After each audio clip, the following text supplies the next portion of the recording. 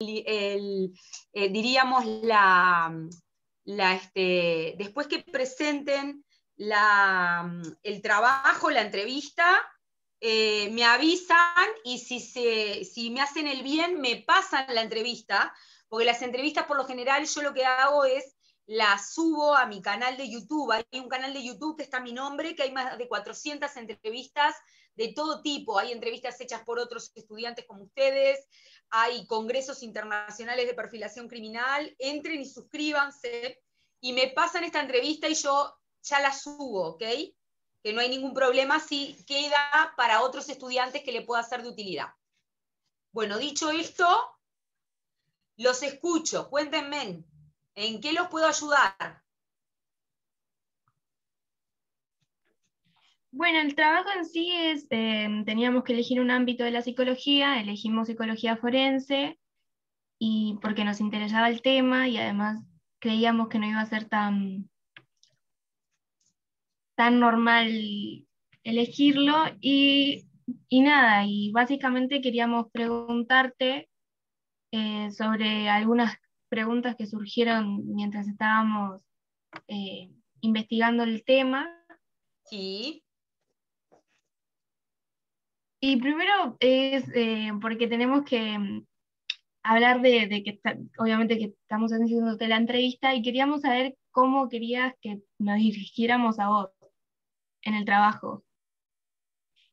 Bueno, o sea, yo en realidad soy psicóloga y tengo la especialidad en la parte de psicología forense y jurídica. En el trabajo me pueden poner como psicóloga, no hay problema. De acuerdo, ahí va. Si no, van a tener que poner psicóloga forense, ¿no? O sea, me parece que en realidad se abrevia como SIC4, Sí. pero eso es indistinto, ¿sí? Ahí va, bueno, muchas gracias, teníamos la duda. Por favor, por Entonces, favor. entonces empezamos con la primera pregunta, que es, básicamente queríamos que nos explicaras con tus palabras qué es la psicología forense y de qué se trata. Bien, la psicología forense es una psicología que la palabra forense no se asocia a criminal minds. Ya desde ya les aclaro, porque siempre está el mito que tienen todos los estudiantes que hablan de forense y asocian a una escena criminal necesariamente. Y no es así. La palabra forense deriva de foro y significa justamente todo lo que, o sea, todo lo que tiene una terminación forense es una ciencia que se abre y que se analiza a nivel grupal, a nivel comunitario. La palabra foro tiene que ver con eso.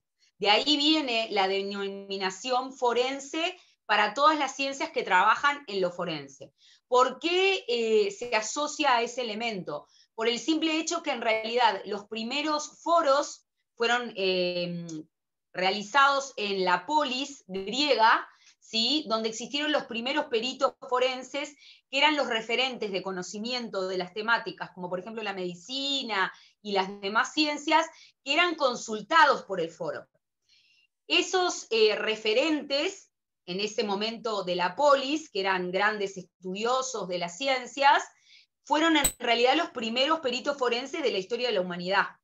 Como eran los consultados por el foro, queda la denominación de la ciencia con la terminación forense para denominar a todas las ciencias que sean analizadas de una manera abierta frente a un foro de entendidos y, diríamos, personas de determinado conocimiento que están analizando el proceso.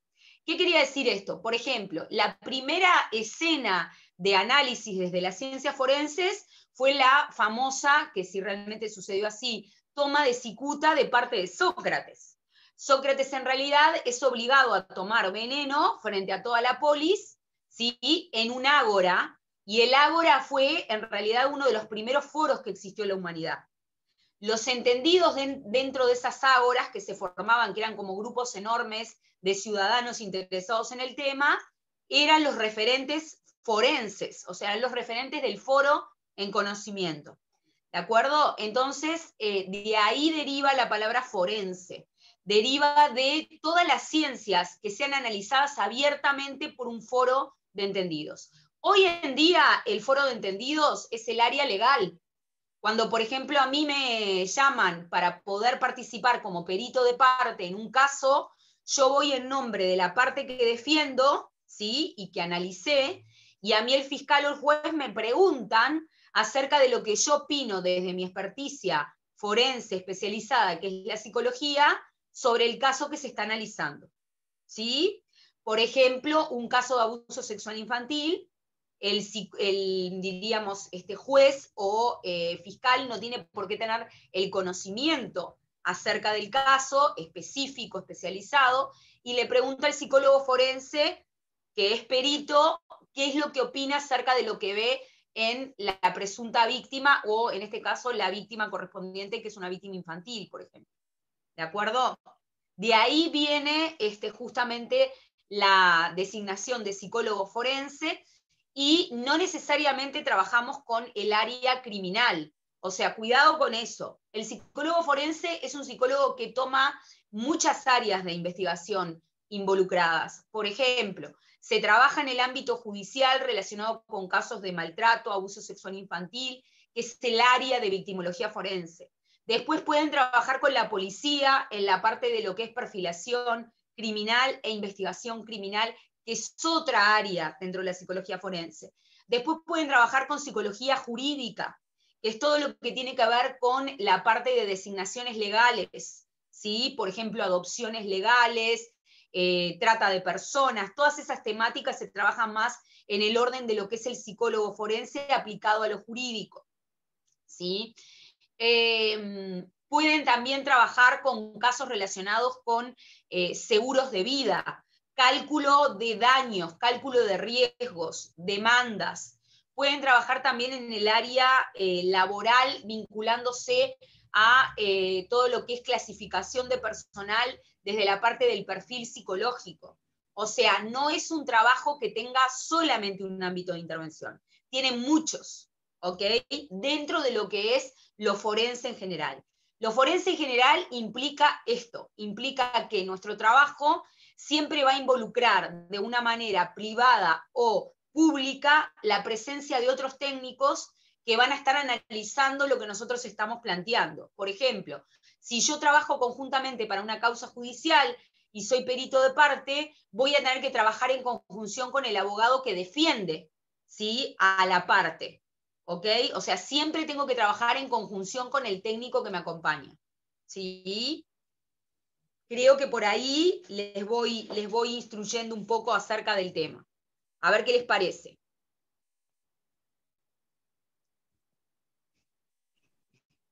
Sí, Los la escucho. verdad que muy bien, nos aclaró un montón. Teníamos la duda también de si se trabajaba en conjunto o no. Y bueno, la siguiente pregunta era también sobre las funciones del psicólogo forense que se podían cumplir en esta rama, los roles Muchos importantes. roles podés cumplir. O sea, todas las situaciones que a ustedes le puede involucrar la presencia de violencia en una forma de vida o en una forma de ser, de una persona individual o de un grupo, ya puede ameritar a que puedas trabajar, si sos psicólogo forense, en ese aspecto.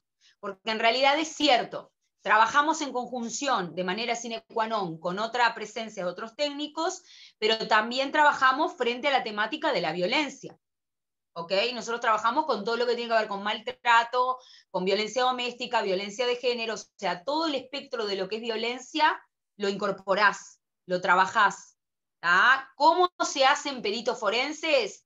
No hay un título único, que eso siempre me lo preguntan. ¿Cómo aprendo? Bueno, nosotros dentro de los peritos somos los que más especializaciones tenemos. Fíjense que, por ejemplo, un perito en criminalística, ¿sí? O un perito, a ver, vamos a poner otro ejemplo. Un perito en derecho civil solamente va a estudiar profundización y especialización en derecho civil, ¿ok? Pero un perito psicólogo tiene que estudiar todo lo que involucra la circunstancialidad de la mente humana implicada en una situación de violencia. O sea que yo tengo que conocer de sexología forense, de maltrato, de abuso, de medicina forense, de legislación.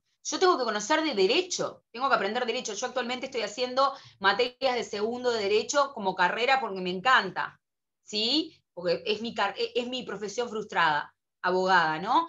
Pero, a ver, tienen que conocer muchísimo de todo lo que está implicado en la vivencia de una persona cuando se encuentra en una escena donde se instala la violencia. O sea, somos los peritos que más conocimiento especializado tenemos que tener. Porque si, por ejemplo, a ustedes les presentan una situación donde se instala una denuncia de violación, donde hay alguien que dice que entró otra persona a su domicilio y lo violó, y la violó, por ejemplo, ¿no? Ustedes tienen que conocer de todo lo que son funcionamientos de indicios, tienen que conocer de la parte médica forense, tienen que conocer de la parte criminológica, tienen que saber y entender cómo se pudo haber dado esa situación, porque no se pueden quedar solamente con el testimonio de la víctima. Tienen que conocer de victimología forense, tienen que entender cómo funciona la mentalidad de una víctima después de recibir un shock de tales características, ¿sí? También tienen que conocer cómo funciona un agresor sexual. O sea, ven todo lo que involucra. Tienen que conocer de ley. Por supuesto que van a trabajar con un abogado, pero legalmente ustedes tienen que tener conocimiento acerca de cómo funcionan las leyes que amparan a la víctima, ¿sí? Y, por ejemplo, Código Penal, Código del Proceso Penal de Derecho Uruguayo, conocer en realidad, ¿ok? Cuáles son los artículos que, diríamos, castigan los determinados actos y en qué medida los castigan, cuáles son las figuras penales. Todo eso tienen que manejarlo, ¿sí? No van a hacer un informe legal, pero el informe de parte que ustedes tengan que escribir tiene que demostrar conocimiento de la causa, ¿sí? Y cuanto más información conozcan de los otros terrenos de trabajo, mejor despliegue técnico van a poder hacer ustedes desde su experticia, que es la psicológica forense. En mi caso, yo tengo especialización en la parte de maltrato y abuso sexual infantil, que es victimología forense. Soy perfiladora criminal, recibí esta constancia que ven acá abajo, después si quieren se las muestro, la recibí el año pasado, que es un reconocimiento por la parte del FBI, en la parte del Departamento de Comportamiento Criminal. Yo soy, les diría que la única mujer perfiladora criminal acá en Latinoamérica, ¿tá? Considerada así como profiler, que es los que perfilamos criminalmente los actos y las conductas criminales en las escenas de crimen, ¿tá? Que pueden ser varias, no necesariamente quiere decir que haya un homicidio, ¿sí? Pueden ser escenas criminógenas con situaciones donde quizás haya una violación, una agresión sexual, o sea, no implica el homicidio de manera sine qua non, ¿ok? Y tengo otras tantas especializaciones que se requieren, que son necesarias. Formación en la parte legal, por favor. Me canso de ver informes de parte por colegas que no dicen absolutamente nada. Cuando ustedes hacen un informe de parte, si son, diríamos, peritos o son técnicos considerados como peritantes de la causa, tienen que agregar información enriquecedora para el juez y para el fiscal. No pueden hacer un informe donde diga la persona tiene un comportamiento obsesivo, compulsivo, y puede ser que haya cometido un crimen. O sea, eso no aporta absolutamente nada. El perito lo que tiene es justamente, y por eso es perito, el aporte de conocimiento ultra técnico sobre su materia. Por eso es un referente en el conocimiento que está aportando. El juez y el fiscal no le daría la vida ni el tiempo como para poder, diríamos, ponerse a investigar todo lo que involucra la conducta y el funcionamiento humano. Entonces, para eso estamos los peritos, ¿ok? Cuéntenme a ver cómo van, porque soy también profe, así que ayer estuve dando clase en Perú hasta la 1 de la mañana de acá de Uruguay. Así que cuéntenme más o menos cómo van y si van teniendo preguntas. Bien, creo que Sí, vamos bien en eso. ¿vamos bien? Bueno, me alegro. A ver, Ahora te queríamos díganme. preguntar lo que te Y llevó a volcarte hacia esta rama. la pregunta del millón. Bueno, a ver, en realidad todos los que trabajan, no sé si todos, no voy a generalizar. Mi caso, por ejemplo, a mí siempre me preocupó mucho la injusticia. El tema es que es delicado eso, lo van a tener que trabajar también en supervisión psicológica ustedes. Yo tengo 17 años de psicoanálisis lacaniano arriba, personal. He hecho mi proceso psicoterapéutico paralelo, requerimos aparte supervisión, ¿sí? Traten de analizarse mucho si les interesa, no porque esté mal que les interese, porque, a ver, al día de hoy es muy común estar interesado en la parte forense. En la época mía, que estamos hablando del 2005 en adelante, era algo extrañísimo. Nosotros éramos mirados como los raros de la clase. O sea, yo era como la anormaloide del grupo, porque ¿quién le interesaba en el 2005 poder, ustedes capaz que no eran nacidos, no creo, pero eran muy chiquitos. En el 2005 a nadie le interesaba poder trabajar con los presos, los homicidas que estaban recluidos en la sala 11 del Vilar de Bo, ¿sí? Ni con los violadores, ni con los asesinos en serie, como empecé haciendo yo. Les cuento un poco y les cuento el interés. A mí me pareció sumamente interesante poder comenzar a trabajar en cómo identificar para prevenir a las víctimas estructuras psicológicas que apuntaban a hacer sufrir a otros inocentes. Entonces, un poco en base a eso, en el 2005 estuve en una clase de psicopatología clínica en la facultad, yo sé todo público, y bueno, me encontré con esa situación, investigué un poco sobre asesinos seriales, que me llamó mucho la atención, homicidas serializados, me llamaba mucho la atención el comportamiento, y lo primero que vi fue una película de Ted Bundy, que seguramente capaz que lo ubican. Bueno, si no lo ubican, saquen nota y, bueno, Netflix ya tiene una película. Ustedes juegan con les diría que con con un plus a favor, que es que hoy por hoy los medios masivos han explotado muchísimo el fenómeno de los asesinos seriales. En mi época era lo más anormal que uno podía encontrar. Las películas que teníamos eran películas under para ver de bajo presupuesto, bueno. Yo la primera película que vi al respecto fue la de Ted Bundy, que parecía una locura el comportamiento del tipo, porque era algo totalmente descolgado de la mentalidad y del imaginario sociocultural uruguayo. Nadie hablaba de homicidios seriales. O sea, hoy por hoy es súper natural, está instalado antropológicamente ya en la mentalidad uruguaya.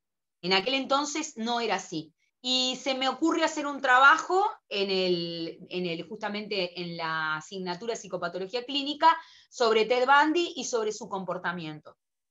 Ted Bundy fue uno de los homicidas seriales más emblemáticos para el terreno de la perfilación criminal. Cometió homicidios de 70 mujeres, más de 70 mujeres mató, y es, como diríamos, el asesino en serie que más elementos tuvo. Como para que tengan una idea, sobre el perfil de él y sobre 3 perfiles psicopatológicos de 3 más homicidas seriales que existieron, Robert Ressler, que es el padre de la perfilación criminal a nivel internacional, es consultado por Hollywood y realizan la película Hannibal Lecter. El personaje Hannibal Lecter está inspirado en estos asesinos en serie reales, ¿ok? Nada más que lo ficcionaron en un solo personaje.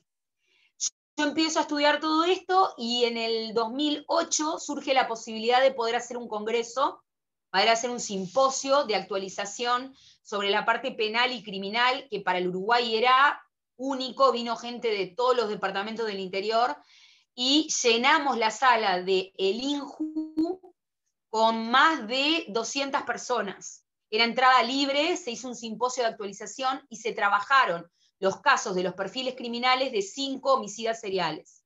A mí me tocó trabajar con una investigación de el caníbal de Rotemburgo, que es un caso alemán, es un hombre que cometió canibalismo, ¿sí?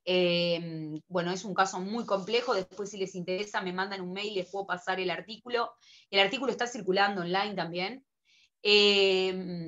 Y a partir de ese momento empezamos a especializarnos, por lo menos fue mi caso. Yo comencé a especializarme a partir de ahí, que todavía no estaba recibida yo, ¿ok?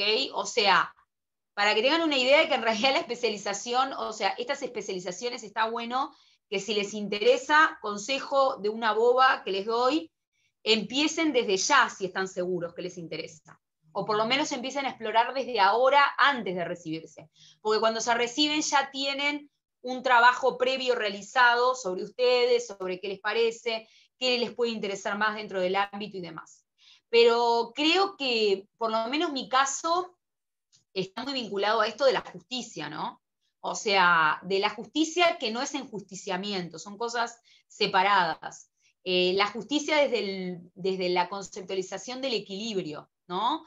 O sea, tratar de ver cómo la ciencia y cómo nosotros, como personas de ciencias sociales, podemos seguir investigando con el objetivo, ¿sí?, de poder seguir aumentando los niveles de conocimiento para prevenir cada vez más a las poblaciones potenciales víctimas, que yo creo que eso es clave. Por supuesto que la figura de homicida serial es una figura ultra extrema dentro del ámbito forense, porque es la psicopatología más loca y más desquiciada y más extrema en comportamiento de impulsividad, peligrosidad y demás que podemos encontrarnos. Dentro de ese, diríamos, extremo del abanico, antes hay una cantidad de gradientes del abanico que ustedes pueden trabajar dentro del ámbito forense. No quiere decir que porque les interese esta área tengan que comenzar trabajando con asesinos en serie. Lo que sí les digo es que fue mi caso, yo comencé así, y para mí fue sumamente productivo, porque en realidad empezar a trabajar con las mentes más perturbadas, lo que le permite a uno es aumentar el conocimiento de psicología, psicopatología clínica, uno aprende en los excesos lo máximo. Es como el que empieza a ir a trabajar a una circunstancia de contexto donde cuanto más de privado es el ambiente, más van a aprender. Esto es igual nada más que en la mente de una persona. Yo creo que es un poco por ahí el planteo. Bien, buenísimo. También a partir de eso queríamos preguntarte, ¿qué tiene esta rama que no tengan otras? Está buena la pregunta. A ver, no, me río, pero me río cariñosamente, me gustó porque nunca me habían hecho una pregunta así, es interesante. A ver, todas las ramas de la psicología como especialidad son únicas en sí mismas, ¿no? No sé qué es lo que tiene, a ver, qué es lo que tiene, vos me transferiste más una cosa como que, a ver, ¿por qué la elegirían y no elegirían otra? Una cosa así, me parece, ¿no? ¿Qué tiene de atractivo? Es un área muy árida en la cual trabajar, pero no por eso es un área poco atractiva, es muy capturante. Ustedes en realidad van a entrar a un mundo único, o sea, meterse en la cabeza de esta gente es como entrar a otro submundo, ¿no? Atrapa. Ustedes vieron, por ejemplo, y voy a hacer un paralelismo que es poco ortodoxo, pero les va a servir. ¿Vieron si hacemos un paralelismo con las series, por ejemplo? Las series como Criminal Mind, que es una serie que se las recomiendo ver, o Mindhunter, por ejemplo, que es otra serie que también les recomiendo ver, que trabaja muy bien toda la parte, hay un asesoramiento de libretos técnico muy buena, porque no es fantasiosa, sino que es una postal de la realidad. Ustedes vieron que ese tipo de series explotan la pantalla, o sea, al ser humano le interesa muchísimo poder saber qué es lo que piensan y qué es lo que hacen las personas que son distintas a nosotros. En realidad, lo que autores como,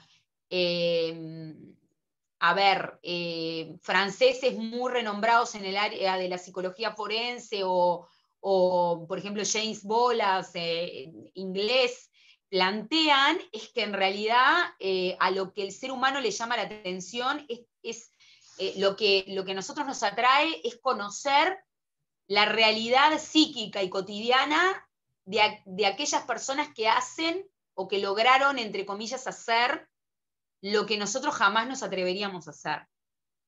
O sea, en realidad lo que se plantea a nivel clínico especializado en lo forense es que el comportamiento homicida es un comportamiento instintivo que es casi natural en el ser humano. La construcción psicológica de las sociedades en las que vivimos, gracias a Dios, ¿no?, nos obliga a que no lo realicemos o que no pasemos al acto a cometerlo. Pero en realidad el ser humano naturalmente tiene este instinto. Por ejemplo, les voy a poner un ejemplo cotidiano básico. Van andando en el auto, en el medio de la calle, y adelante tienen a una persona mayor de 70 años manejando a ritmo tortuga. ¿Cuántos casos conocen que dicen, me bajo, saco la tranca del volante, voy, le agarro el auto a golpes, y bueno, y la primera reacción es esa. ¿Ustedes lo hacen? ¿Yo lo hago? No. Lo primero que decimos es, lo aguanto, o sea, reprimo, porque yo soy un ser social, ¿no? Controlo, pero no paso a la comisión del acto.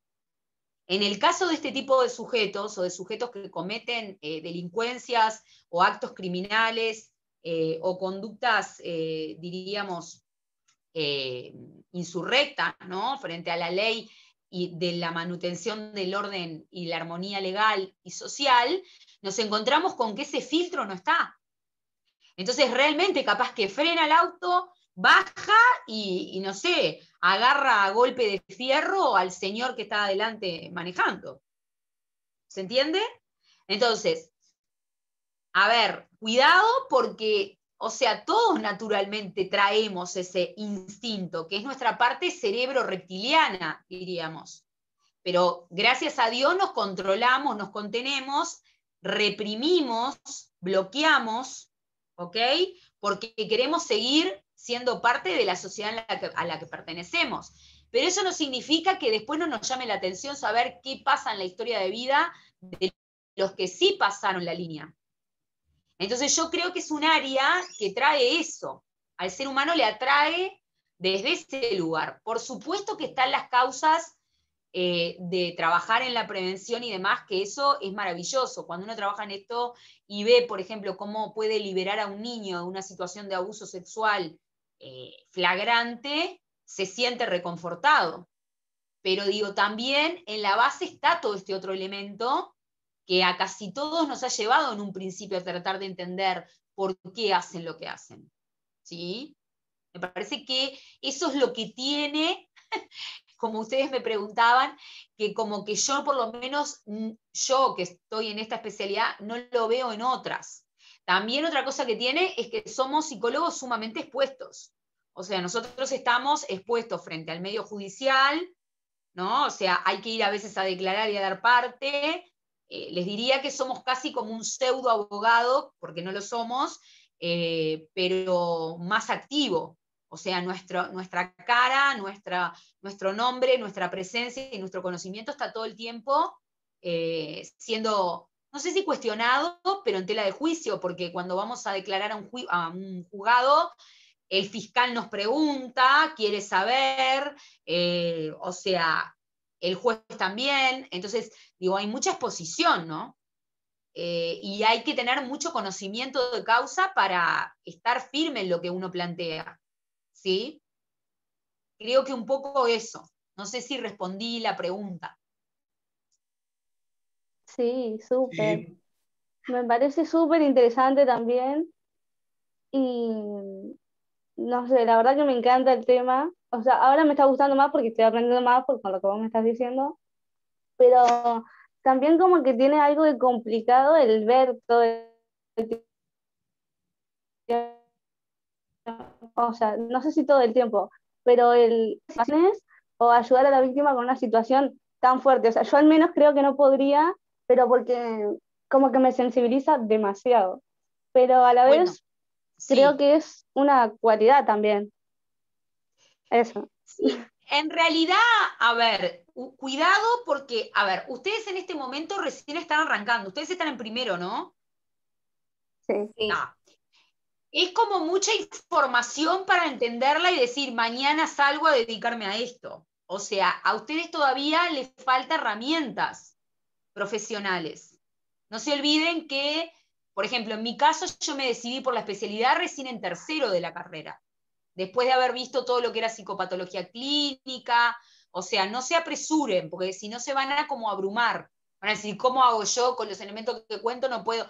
Y no, o sea, le falta todavía herramientas principalmente, no porque no puedan ahora, sino porque todavía tienen que aprender mucha cosa técnica para poder saber cómo marcar las distancias, no habilitar a que la angustia, yo sé lo que me estás diciendo, de la víctima se te, diríamos, cuelgue a vos encima, que puede pasar, ¿tá? Pero eso se aprende con la práctica y después que cuando estén recibidos van a poder ejercer prácticas, seguramente a partir de cuarto ya tienen prácticas ustedes.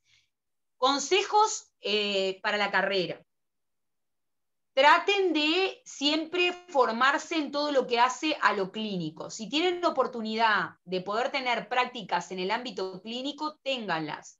Yo practiqué más o menos 2 años de práctica de extensión universitaria en el Vilar de Bo y después seguí trabajando en Puerta de Vilar de Bo. O sea, traten de, si les interesa esta temática, aprender mucho de la parte clínica. No se escondan, porque a veces pasa que los estudiantes dicen, ay, no, me da miedo la práctica y trato de hacer una materia que no la tenga. Ahí están perdiendo ustedes. Yo sé que da miedo. La locura da miedo. ¿Tá? Es un miedo universal del ser humano. El ser humano le tiene miedo naturalmente a la locura. ¿Tá? Entonces, es entendible que lo tengan, pero traten de trabajarlo. ¿Tá? Y es natural que lo tengan también el miedo, y por suerte lo tienen, porque si tienen miedo quiere decir que no son psicópatas. Los psicópatas son los únicos que no tienen miedo, ¿entienden? O sea, es normal, son neuróticos como todos nosotros, y los neuróticos tenemos miedo y tenemos inseguridades.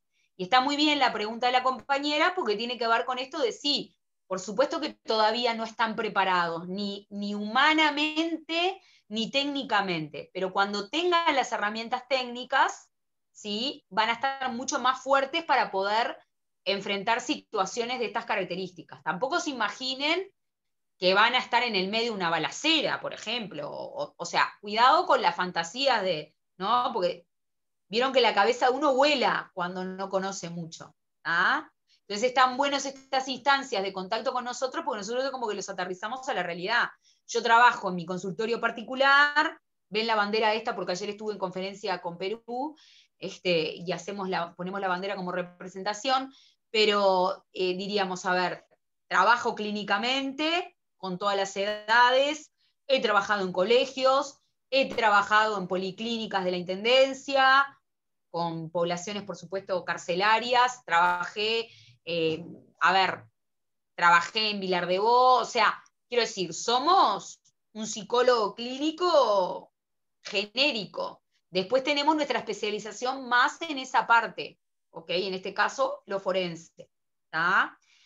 Yo empecé trabajando en una ONG que solamente trabajaba con niños de 0 a 10 años con abuso sexual. ¿Tá? O sea, mi inicio laboral fue fuertísimo, pero no quiere decir que sea la historia de ustedes. Ustedes son los que ponen el límite y van a su tiempo. No se abrumen. ¿Tá? El proceso de investigación en la especialidad es personal. ¿Sí? ¿Tá? Así que no se asusten, porque si no queda como, tipo, tenemos que salir mañana. No. Lo que yo siempre les recomiendo es, si les gusta, exploren. Ustedes están en una etapa explorativa.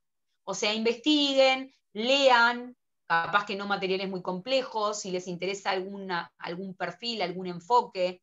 Yo, por ejemplo, tengo estudiantes que hacen cursos de orientación, ¿sí? Yo doy cursos de orientación y de sensibilización inicial, pero bueno, hay gente que es muy decidida, hay gente que sale, por ejemplo, de preparatorio, todavía no empezó primer año de la facultad y ya quiere irse especializando.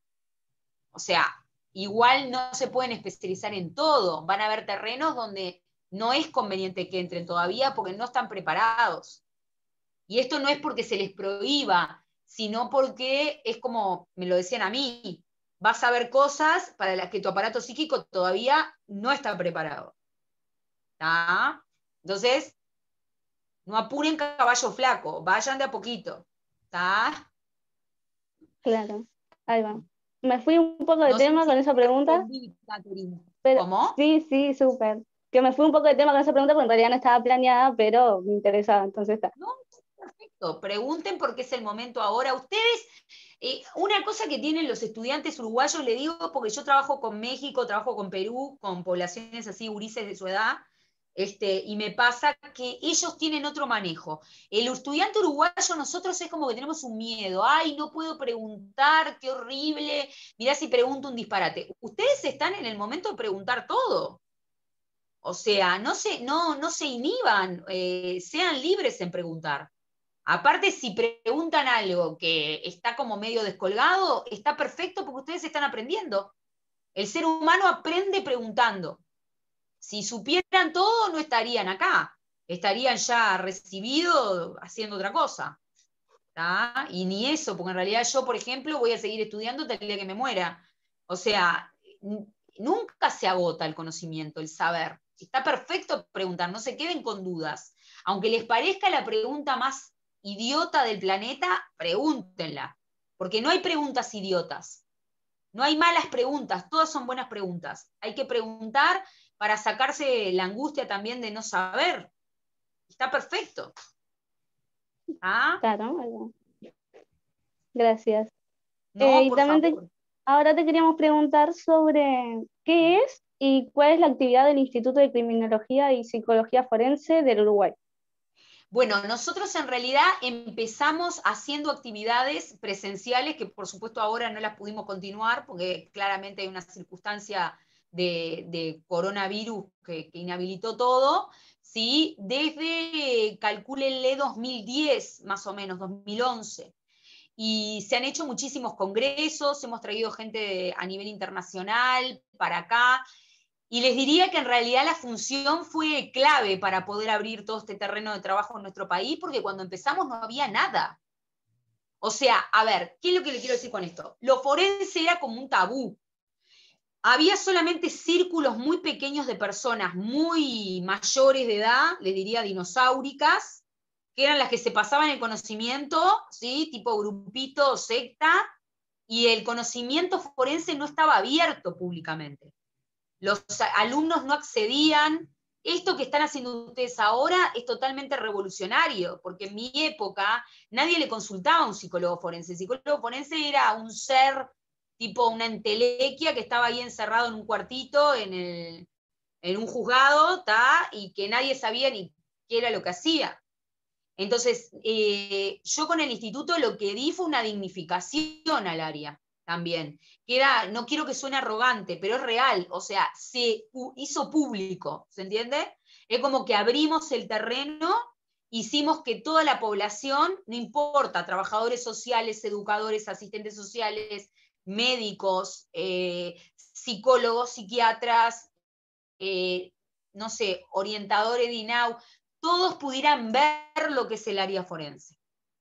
Porque de hecho, lo forense implica, como yo les dije al principio, el abrir el espectro, no el hacerlo como sectario. Acá estaba como todo en Uruguay, estaba como, diríamos, centrado como mini núcleos, que eran como elite.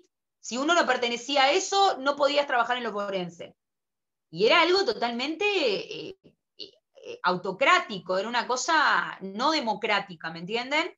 ¿Tá? Porque aparte también tienen que entender que es un área que si acá hubiera un antropólogo clínico, ¿tá? Les diría, es un área que a nivel social genera una fantasía como que uno es de una élite. Como yo tengo conocimiento y soy perito psicólogo forense, soy como un ser superior que sobrevuela el piso en comparación con otros psicólogos. Una locura. O sea, esa fantasía a nivel de nuestra sociedad uruguaya existía en un pasado. En el 2009, piensen, 2010, eso existía, ¿tá? Y estaba muy fuertemente instalado. De hecho, cuando se hace el congreso inicial, que lo organizo con un grupo de compañeros en el INJU, a propósito, abierto y gratuito, para que vaya todo el mundo, van todos los popes saben lo que es, como los sacerdotes, considerados como los máximos exponentes en la materia, ¿tá? De nuestro país, que invitamos, por supuesto, y a mí me llegó a pasar de que se me acercara gente que trabajaba en el Poder Judicial en ese momento, que creo que gracias a Dios ya están jubilados, pero se los digo bien, no por chumerío barato, se los digo con la mano en el corazón, o sea, soy muy ética en ese sentido. Se me llegaron a acercar personas muy grandes, muy mayores. El caso que yo estaba exponiendo era el caso del caníbal de Rotemburgo, pero había casos que se habían expuesto, como por ejemplo el de Bundy, a decirme que el caso Bundy les pertenecía, porque ellos habían sido los primeros en escribir sobre el caso Ted Bundy en el Uruguay. Pero y que tenían investigaciones, o sea, cosas inauditas. Lo que les quiero decir con esto es, cuidado, porque ven que es un ámbito que instala en cabezas que no están bien, que evidentemente tienen un giro megalomaníaco excedido.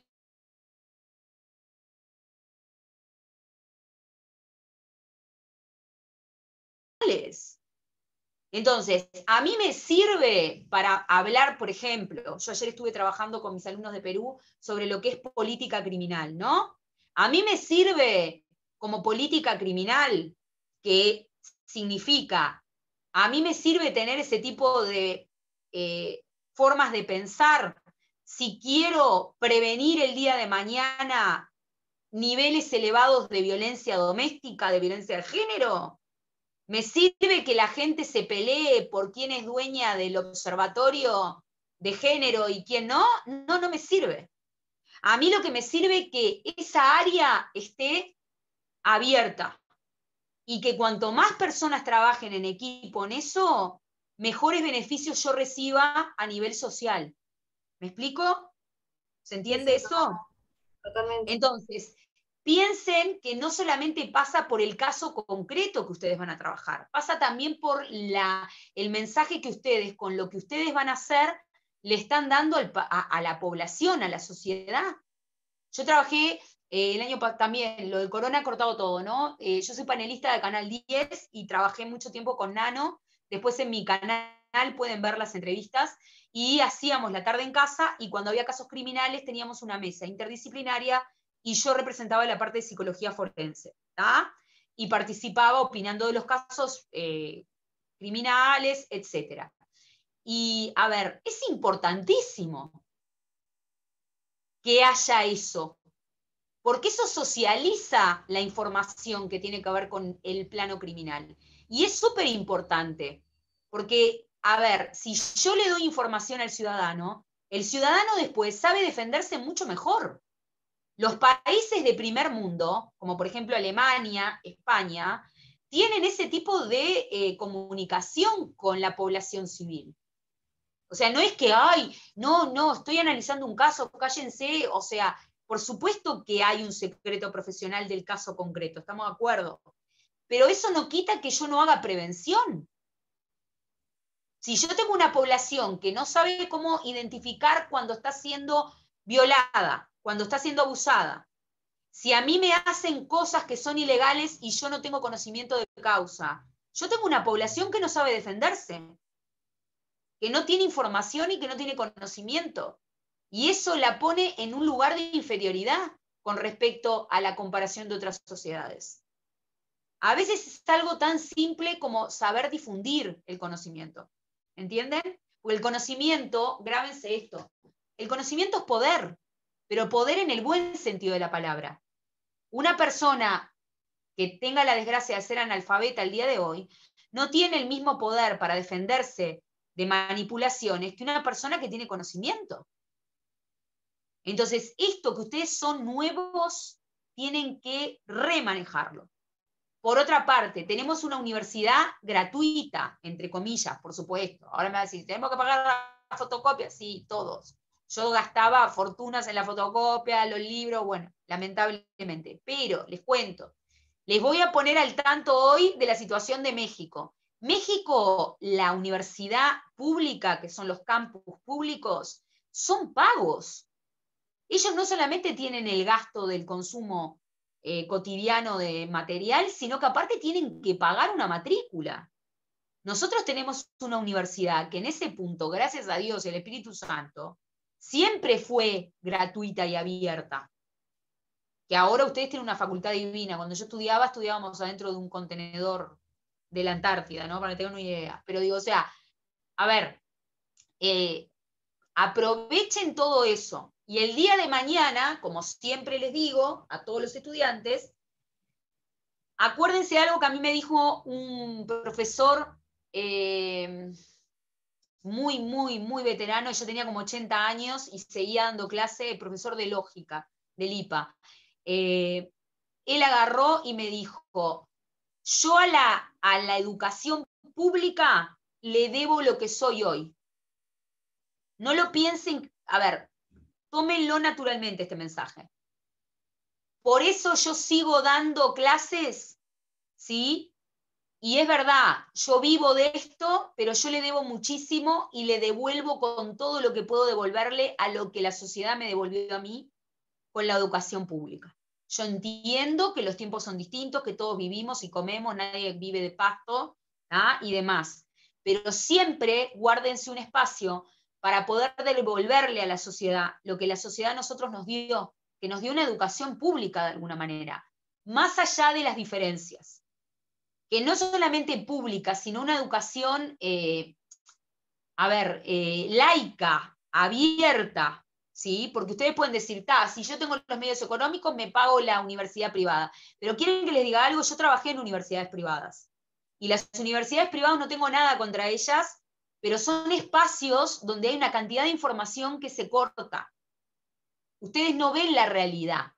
Yo tengo alumnos de universidades privadas y cuando salen de la universidad, no les voy a decir que no saben, pero tienen una conflictiva brutal para poder entender la verdadera realidad afuera. Vienen de una burbuja, son como marcianos. ¿Entienden?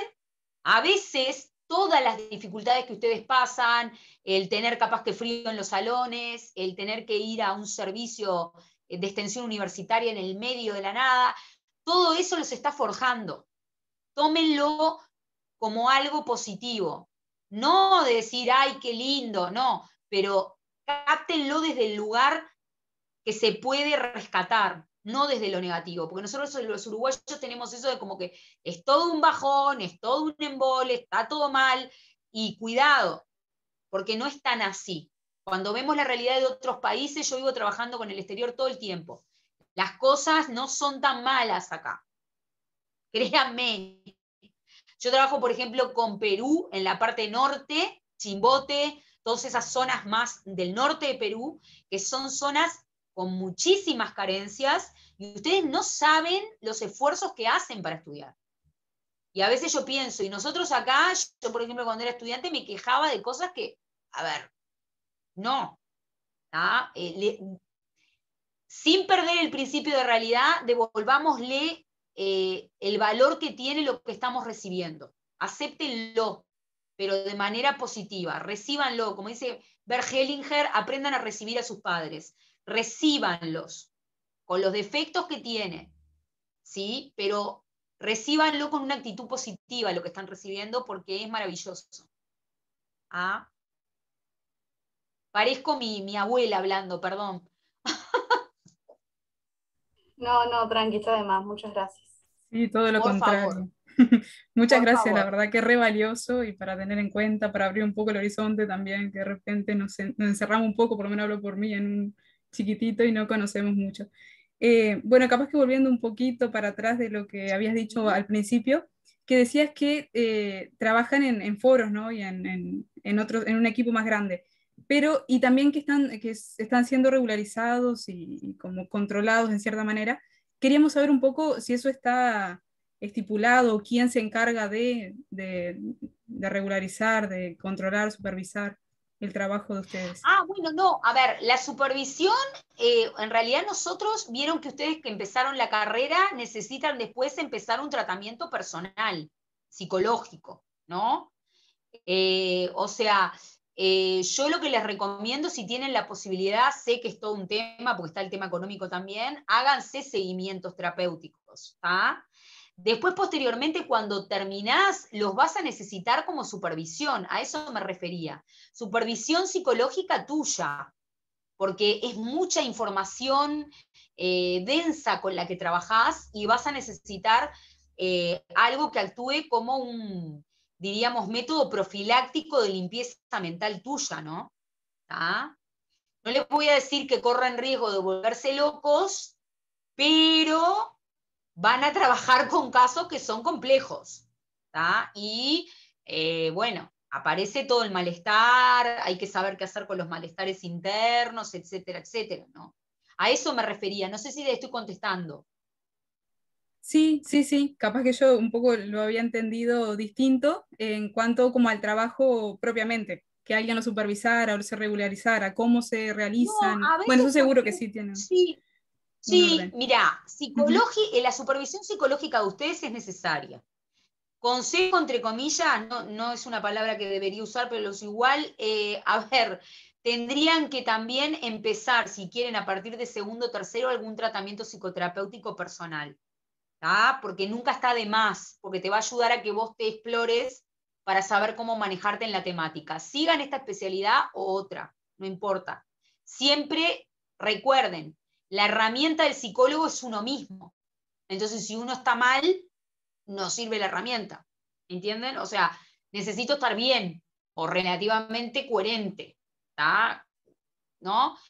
Y lo otro es que cuando, por ejemplo, trabajás como perito, lo que sí te puede pasar, a mí, por ejemplo, me es de mucha utilidad trabajar con supervisiones de colegas de otras partes del mundo. Por ejemplo, yo tengo una perito judicial en Argentina, que es una señora muy grande, que tiene mucha experiencia, y a veces le consulto, o por ejemplo, consulto con conocidos que tengo en el ámbito fiscal, ¿sí?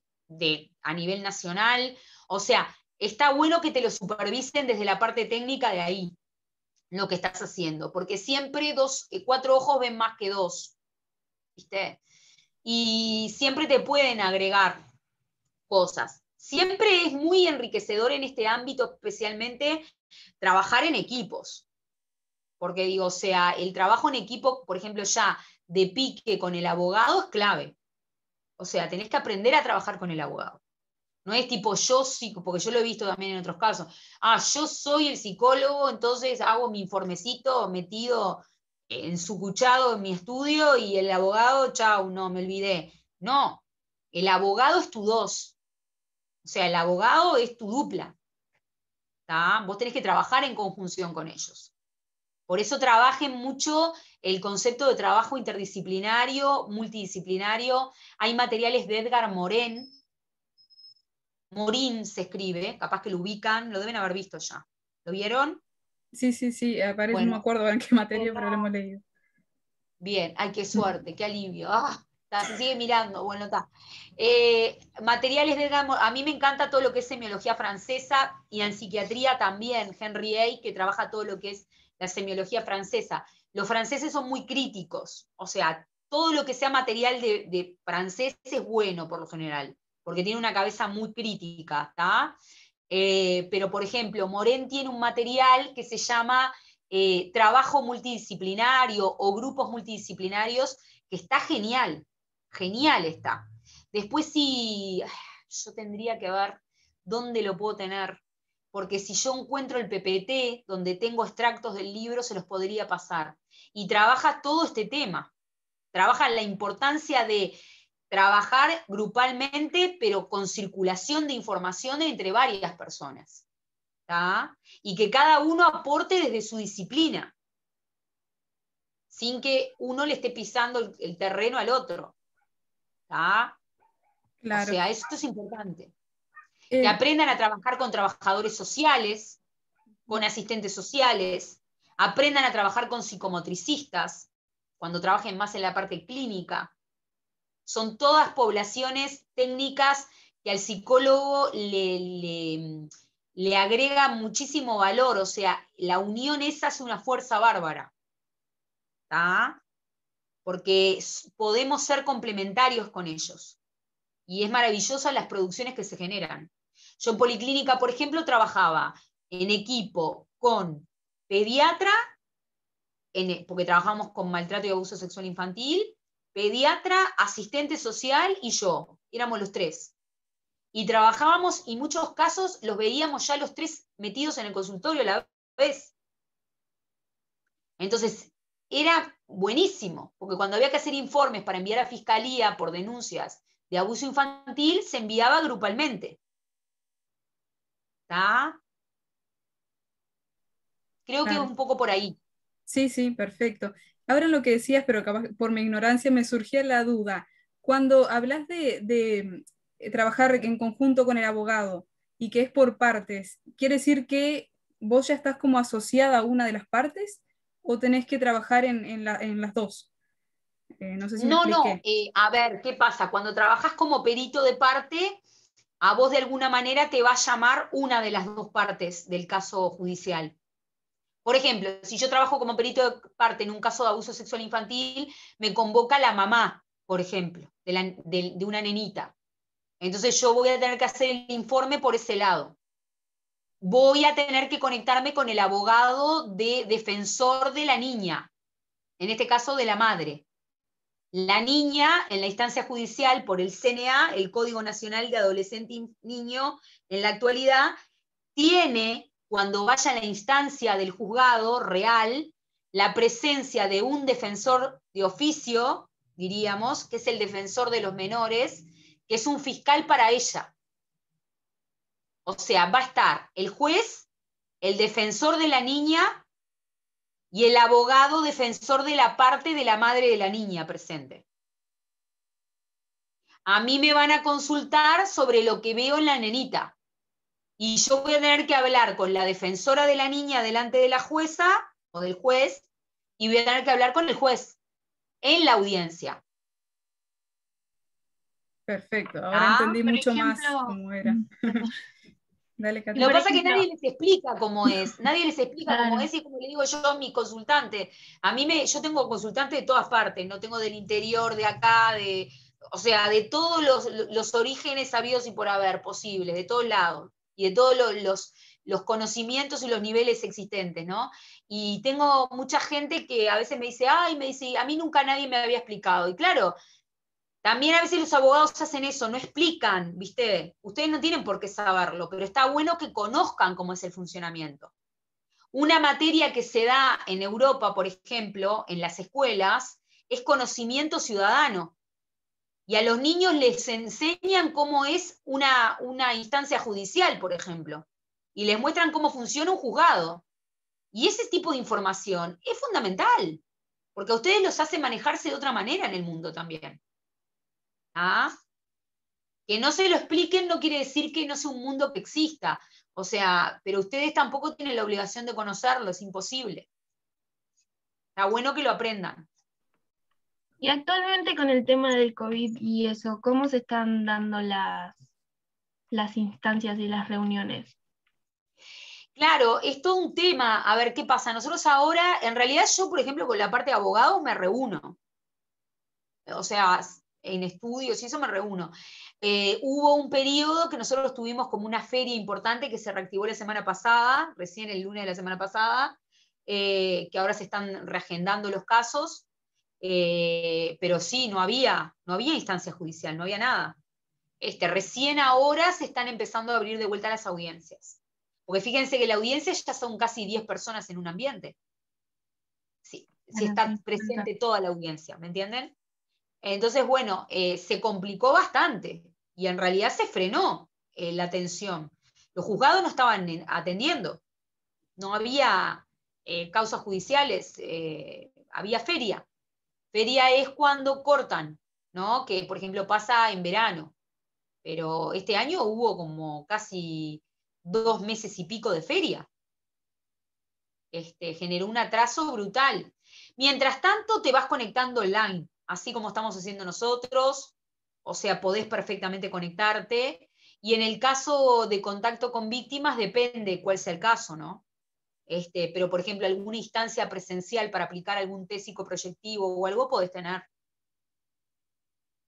Tiene que ser controlado, tampoco es, ¿no? Pero la justicia no duerme nunca, y es como el crimen, el crimen nunca descansa y la justicia tampoco. Entonces, bueno, esto continúa. Lo que nos sirvió la feria fue para ponernos al día. Yo tenía atrasados pila de informes, bueno, porque a veces te pasa que se te van como acumulando, porque aparte depende también del tiempo jurídico en el que esté la causa, ¿tá? Porque tienen como plazos, y sirvió como para ponerse al día con todo eso, pero en realidad los casos siguen. Bien, gracias. Capaz que sí tenés, por ejemplo, juzgados de oficio, que actúan de oficio, que son los juzgados que actúan de manera inmediata cuando se les presenta el caso, con casos muy flagrantes, muy urgentes, han seguido trabajando. Lo que se ha frenado son todas audiencias de tenencia compartida, pensiones alimenticias, todo ese tipo de audiencias se frenaron.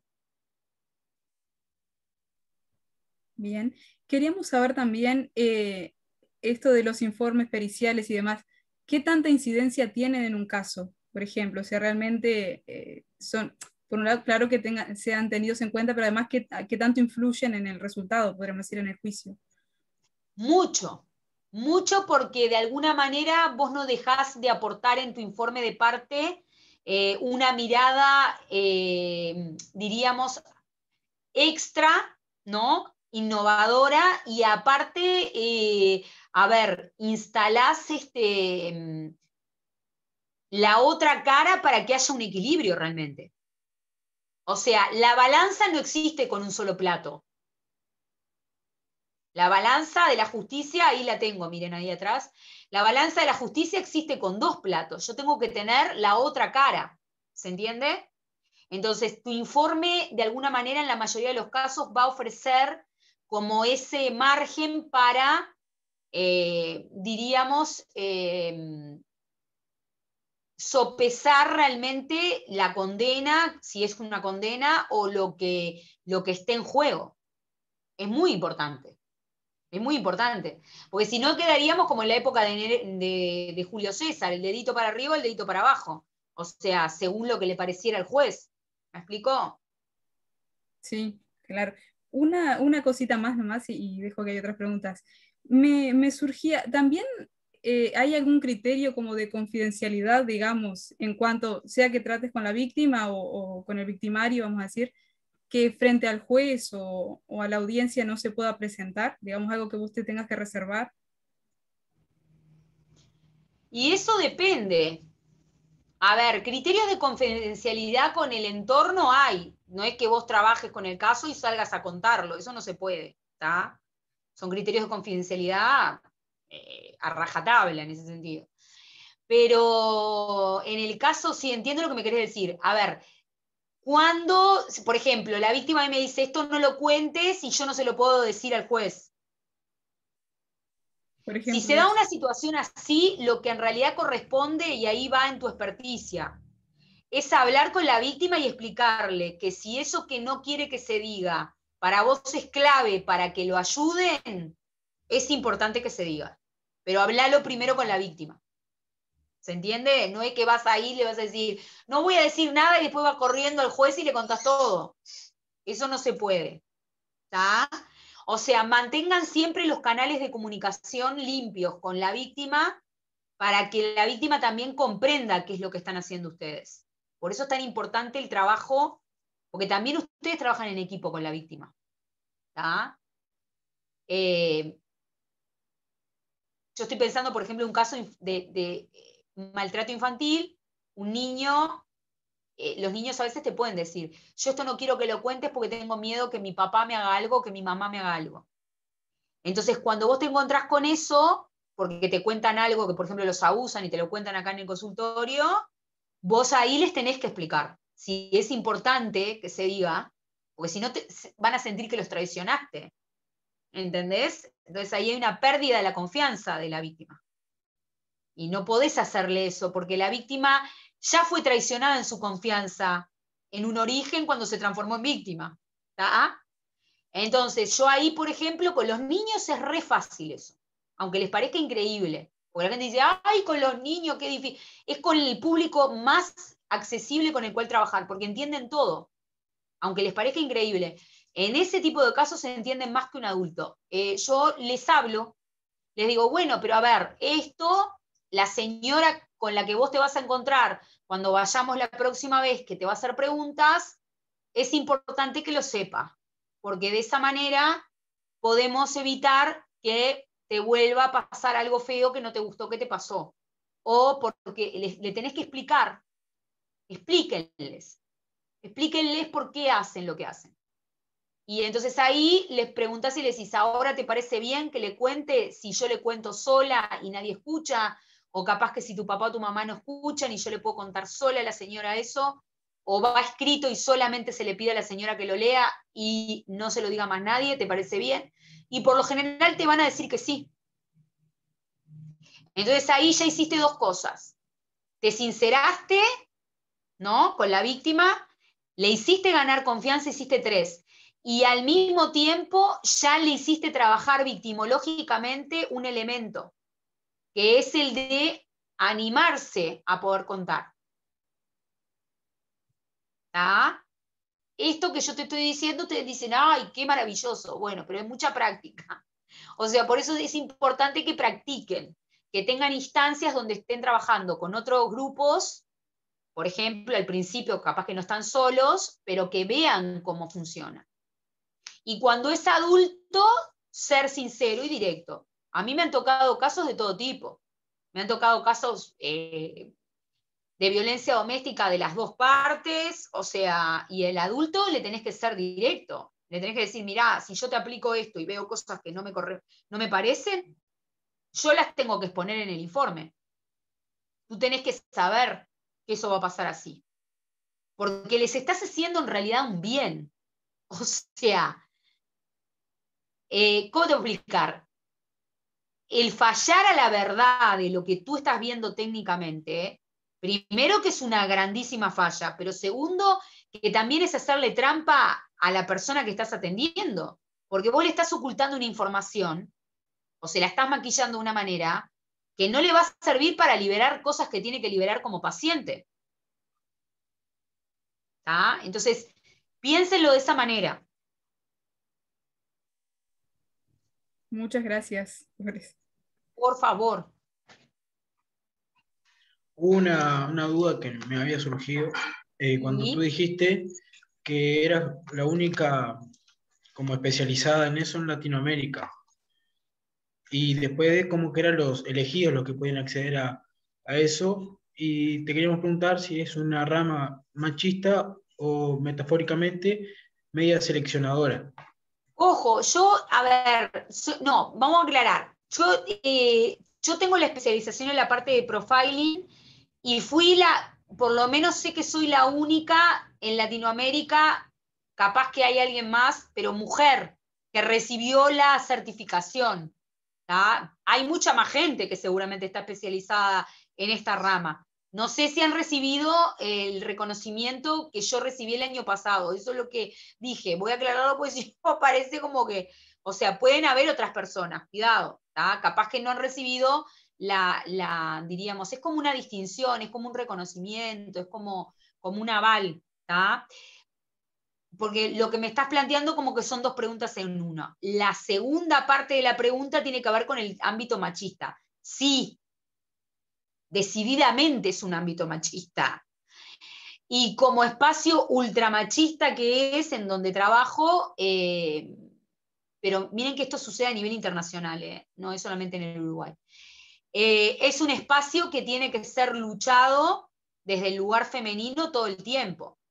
Les va a pasar que se van a encontrar con situaciones sumamente sesgadas para el lado de la población masculina, con que pueden encontrarse con situaciones donde le crean más a un perito hombre que a una perito mujer, porque simplemente es varón, porque pasa, ¿tá? Pero esto claramente, gracias a Dios, y también es de orden decirlo, se está desarmando en nuestro país. O sea, cada vez hay más lo otro, cada vez hay más, diríamos, una comprensión mucho más abierta y más, diríamos, dinámica con respecto a los géneros. O sea, cuando yo empecé con todo esto, eran netamente varones, la mayoría. Y era tipo, acá el hombre es sinónimo de que tiene conocimiento, de que porque es hombre tiene más conocimiento policial o más conocimiento criminal, porque la mujer para esto no. O sea, aparecía mucho todo eso, muchísimo. ¿Tá? Pero, a ver, como cualquier espacio en nuestras historias de vida, está atravesado por los micromachismos. Eso está presente siempre. Este espacio no queda exento a la regla. ¿Tá? O sea, machismo hay, está cada vez más trabajado, más filtrado, cada vez hay más juezas, mujeres, más fiscales, mujeres, antes no había tanto, la justicia estaba muy masculinizada también, ahora hay mucha abogada mujer que trabaja en lo penal, que antes no había tanto, entonces la mujer empezó a ganar espacios en ese terreno, pero sí, o sea, si me preguntás, es un ámbito netamente masculinizado, que en un pasado estaba ultra cerrado para ese género. Era como que la mujer no podía estar ahí, como que no era un lugar para ella. Te veían mejor si planteabas que estabas, diríamos, especializada en maltrato y abuso sexual infantil, que si decías, no, perfilo criminales y trabajo con violadores seriales. Ahí ya te miraban como si fuera un bicho porque todavía encima sos mujer, entonces era como, ¡ah! ¿No? Y había dos comportamientos, o es una, perdonen la expresión, una estúpida que se cree una cosa que no es real, dice cosas que son falsas y es una tonta que vive en una realidad paralela, o hay que frenarla de alguna manera porque es mujer. Y miren que eso está también. Yo lo he atravesado. O sea, es un ambiente. También nos encontramos con mujeres que son sumamente machistas, que prefieren confiar en varones, que está muy bien, pero solamente por el hecho de ser varón, lo cual ya está hablando de una ideología de género que está adulterada. ¿Tá? Entonces, digo, o sea, es todo un tema, porque yo creo que, a ver, a los hechos del esclarecimiento de la verdad y la justicia, no importa el género que tengamos. No me interesa. Mientras en realidad el caso se resuelva y la víctima sea protegida, a mí me importa muy poco si es una mujer, un hombre o un LGTB el que lo decide y el que lo resuelve. ¿Me entienden? Entonces, por ejemplo, la abogada LGTB ubica en el caso Michelle. ¿La conocen? No. Es la primera abogada que egresó de la UDELAR perteneciente a la población LGTB. ¿Tá? Ella tuvo unos problemas después, hubieron unas demandas contra ella y demás. Y ella es población LGTB y está todo bien. Y es abogada. A ver, nos tenemos que sacar de la cabeza las etiquetas y los baldes que tenemos metido, tipo población del 1800, y darnos cuenta que no, o sea, no pasa por ahí. Yo no puedo segregar a una persona en su conocimiento por la condición de género que decide. Porque no solamente estoy haciendo un daño horrible, sino que aparte le estoy sacando la oportunidad a una víctima que capaz que puede ser perfectamente salvada y que, no puede ser salvada porque el abogado es LGTB o es no sé, o es lesbiana o es homosexual. ¿Y qué tienen que ver una cosa con la otra? Entonces, cuando yo hablaba de estos popes, de estos dinosaurios originarios, nos encontrábamos con eso. Nos encontrábamos con gente que venía de la época de la dictadura, ¿tá? Que venía de ideologías muy duras, de una época de suma oscuridad y terrible para nuestro país, que derivaban de todos esos ambientes, que en muchos casos habían trabajado en esos ámbitos, y que querían seguir instalando esta cosa de el conocimiento que se imparte en el plano forense, ¿no?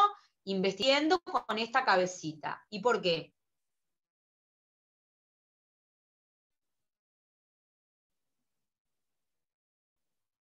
Entonces, cuidado. Por eso yo siempre les digo, conocimiento es poder. Es tan importante por toda la parte contigo. Hay un tema también ideológico atrás. Ideológico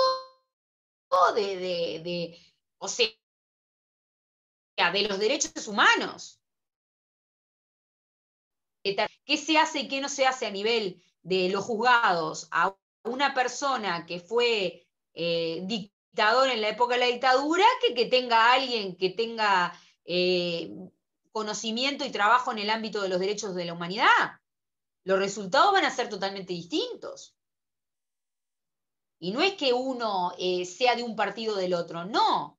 Es que los derechos humanos son derechos de todos, que tienen que ser respetados por todo el mundo por igual. Entonces yo en este terreno no puedo entrar a talar o a clasificar según, no porque aplica, porque está a favor de la ley de género. Este abogado o este psicólogo no, porque es mujer. O sea, los derechos humanos nos implican a todos por igual. No importa el color, si soy color violeta, verde, pelo azul, interesa. Los mismos derechos que cualquier otra persona. ¿Está? Y tengo derecho a ser entendido, a ser amparado por quien sea. Siempre y cuando tenga en cuenta esos derechos. Entonces, cuidado, porque a veces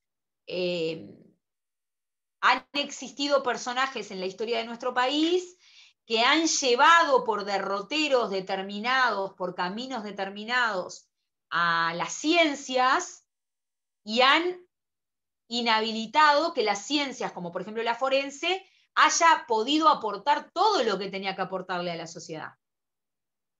Entonces nosotros somos guardianes de que eso no pase, desde nuestra práctica profesional. Ustedes son guardianes. ¿Está? Perfecto. Primero que nada, buenas tardes, Adriana. Yo me llamo Soledad. Soledad, ¿cómo estás? Bien, ¿y tú? Bien. Quería nada, primero que nada, un gusto tenerte acá en la entrevista porque, o sea, nos estás ayudando a una banda a entender un poco mejor la carrera, psicología forense, y nos ayuda primero que nada con nuestro trabajo, pero también para saber un poco más sobre el tema. Mi pregunta sería que si nos querés contar alguna anécdota o experiencia así que hayas tenido en esta carrera, algo que te haya marcado y hayas dicho, qué viaje, esto, no sé, algo ahí que nos quieras contar. Hay varias, hay varias. Bueno, a ver, mirá, en realidad la primera experiencia, la primera que tuve me marcó muchísimo. Yo hice la práctica final de la carrera en consultorio jurídico comunitario. Y que se trabajaba conjuntamente en Malvin Norte, que trabajábamos con todo el equipo de la gente de la Facultad de Derecho, Trabajo Social y Psicología. ¿tá? Y bueno, y fue una experiencia impresionante, pero bueno, uno de los casos que nos marcó fue el caso de una niña que fue detectado ahí mismo en el consultorio, el abuso sexual que recibía de parte de un hermano, que aparentemente tenía una discapacidad y que la madre no lo denunciaba porque cobraba la pensión, y había toda una cuestión con la mamá, y se hizo un trabajo impresionante con ese caso, que, bueno, vuelvo a repetir, diríamos, estalló ahí mismo, y bueno, y fue impresionante porque, digo, a ver, la chiquita, por suerte pudimos hacer, o sea, se hizo una intervención desde el INAU, se trabajó interdisciplinariamente, se hizo un trabajo en red, y se consiguió que el caso fuera intervenido por INAU, que la niña fuera a un hogar, y después se la...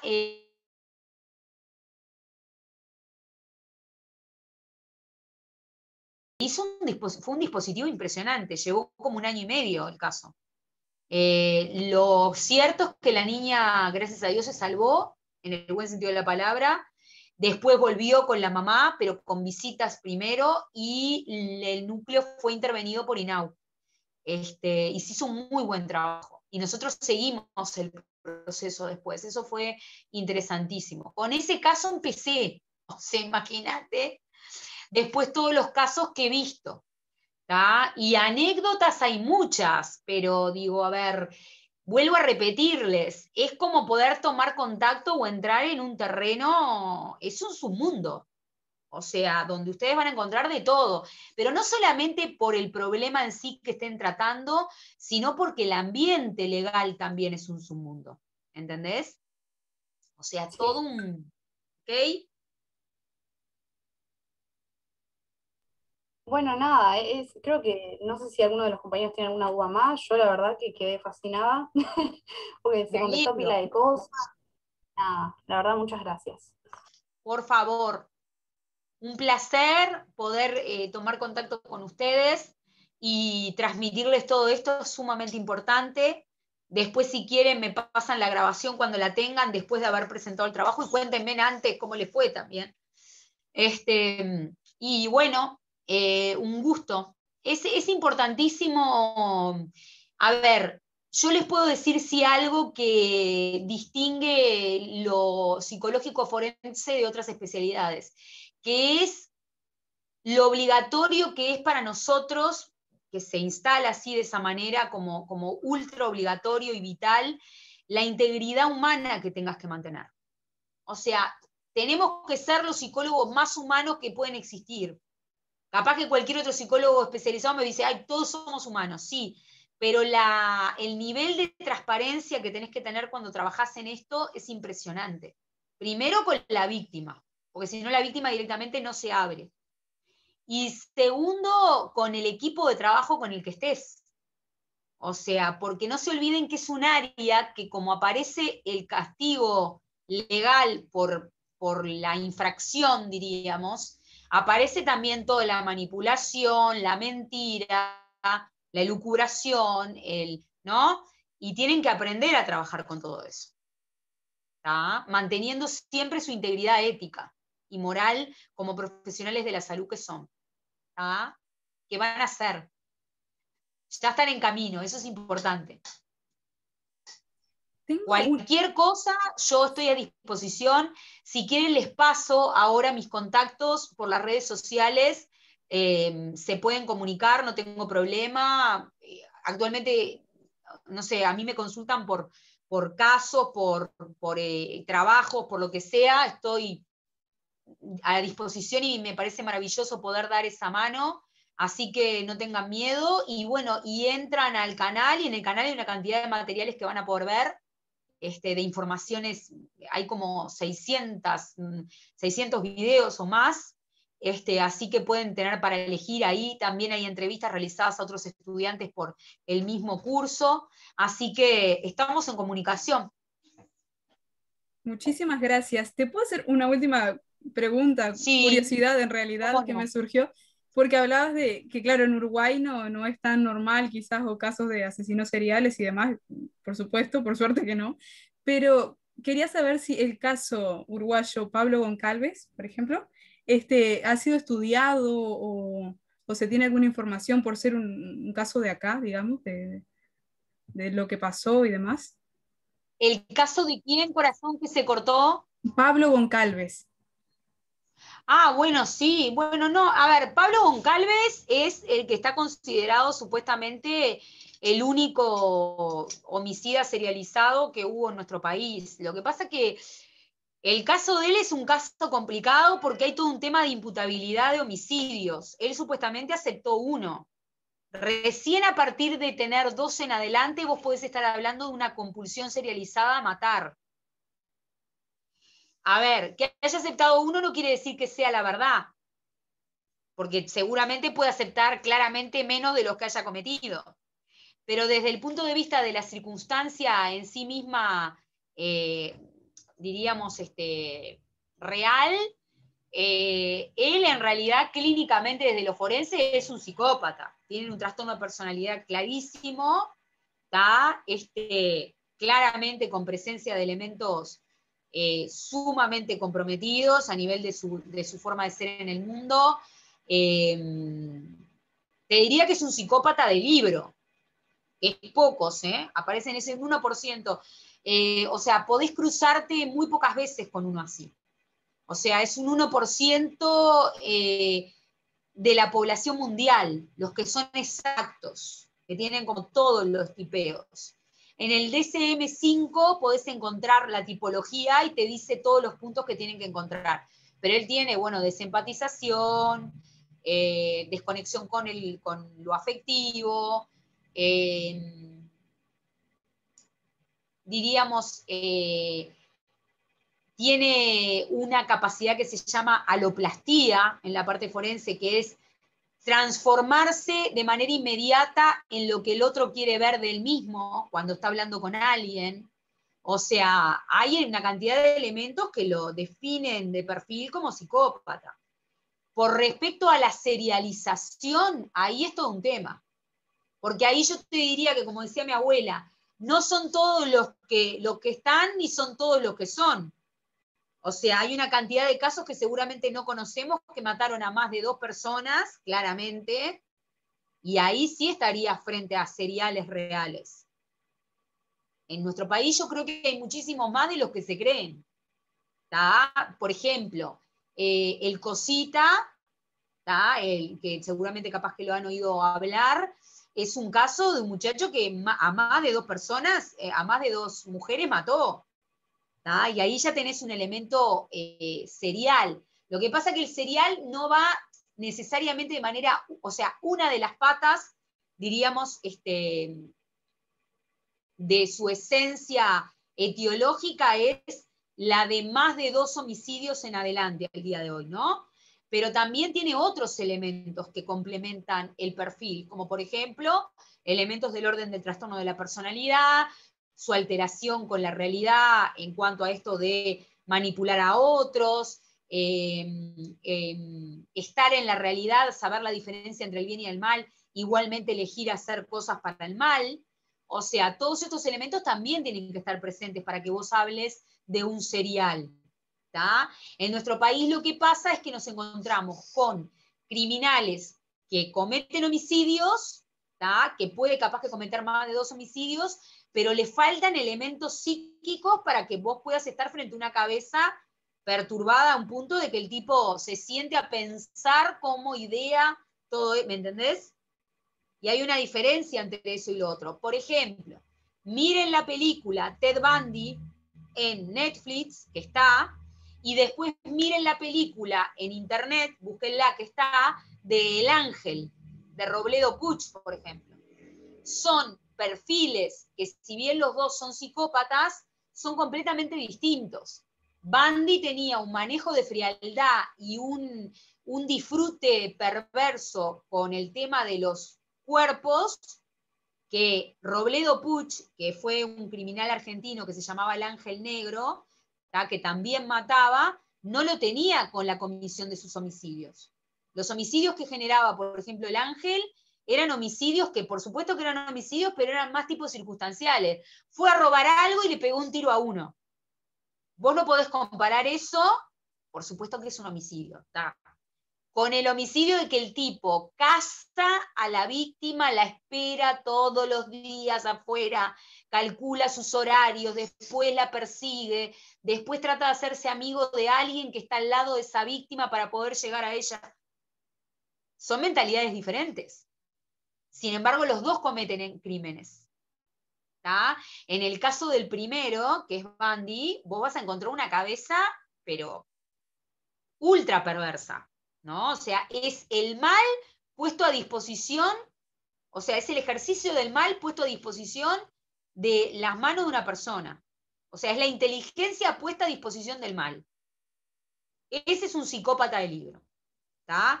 ¿Puede matar o no? Si mata, peor, porque va a matar con esa hazaña. ¿tá? En el otro caso tenés a un criminal que empezó siendo ladrón de adolescente, ¿tá? Y después empezó a matar. Y después, sí, en un tercer momento de su carrera criminal, empieza como a, entre comillas, disfrutar con lo que mata. Pero ahí ya se complica mucho más su cabeza. Pero al principio es alguien que, o sea, es más circunstancial el homicidio que otra cosa. ¿Está? Entiendo. Bárbaro, muchas gracias. Por favor. Y estamos, ahora, después de esto, váyanse a hacer algo que no tenga nada que ver, porque van a terminar traumados. No, muchísimas gracias, realmente tremendamente valioso y nos va a ayudar un montón. Y gracias por tu disponibilidad en todo momento. Un montón nos has ayudado. De todo corazón, gracias. Para mí, yo estoy a las órdenes, un gusto, es mi devolución también a la enseñanza pública, así que bueno, que les vaya divino en el trabajo, les deseo lo mejor.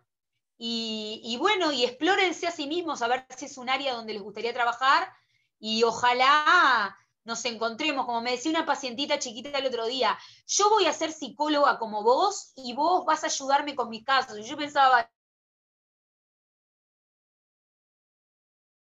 como 7, ¿no? Pero esperemos que en el caso de ustedes no sea así, que nos podamos encontrar, ya ustedes capaz que con la especialidad, y bueno, mientras tanto seguimos en comunicación, yo realizo una cantidad de actividades, así que seguramente en alguna actividad nos vamos a poder contactar. Les voy a pasar mis contactos para las redes, pueden unirse a mi Facebook y demás, que están todas las informaciones de las formaciones que se están ofreciendo actualmente, que también está bueno, que si les interesa. Y siempre hay formaciones gratuitas que pueden participar para investigarse un poco a ver cómo se sienten con esta temática. Buenísimo, muchas gracias. Están en el mejor momento porque tienen todo para hacer. No lo piensen al revés, tengo todo para hacer por delante. No, es el mejor momento porque está todo por hacerse. Entonces es una maravilla el momento de ustedes. Todo para descubrir. Así es, muchas gracias. No sé si nos querés pasar por el chat o buscamos nosotros, perdón. Mando, ¿les parece los contactos por el WhatsApp que se contactó? ¿Les parece Bárbaro. bien? Bárbaro, Les mando sí. toda la info por ahí y ustedes se la mandan, no hay ningún problema. Yo quedo a disposición. Muy bien. ¿Verdad? Muchísimas gracias, la verdad. Súper Muchos interesante. éxitos. Muchas gracias. Gracias Muchas a gracias ustedes. por el Gracias. tiempo. Chao, gracias. Un Gracias. abrazo, cuídense Chao. mucho. Chao, chiquilines.